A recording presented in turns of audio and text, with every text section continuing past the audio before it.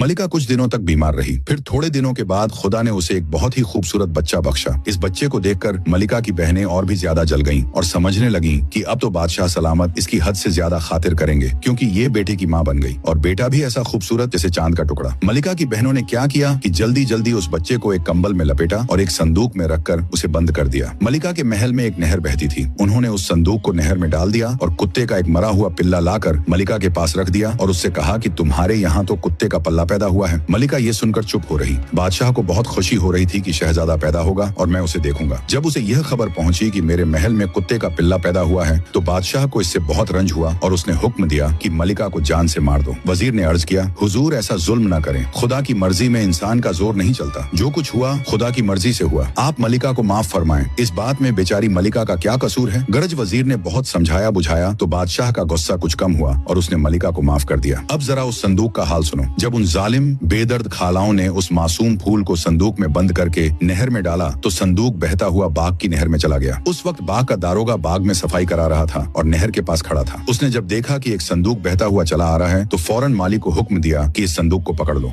माली संदूक को लेकर दारोगा के पास आया। जब दारोगा ने संदूक खोला तो क्या देखता है कि एक खूबसूरत फूल सा बच्चा उस संदूक में पड़ा अपना अंगूठा चूस रहा है। दारोगा समझ गया कि ये बच्चा महल की तरफ से बहता हुआ आया है और महल की किसी बेगम का है। मगर उसने सोचा, मुझे क्या जरूरत है कि इस बच्चे का हाल पूछूं? मेरी कोई औलाद न थी। खुदा ने अपने फजल से मुझे ऐसा खूबसूरत बेटा बख्शा। वो उस बच्चे को लेकर अपनी बीवी के पास गया और कहा, लो बीबी, अल्लाह ने हमें फर्जंद बख्शा है। दारोगा की बीवी ने बहुत मोहब्बत से उस बच्चे को गोद में लिया, उसे अच्छे अच्छे कपड़े पहनाए और बहुत आराम से पालने लगी।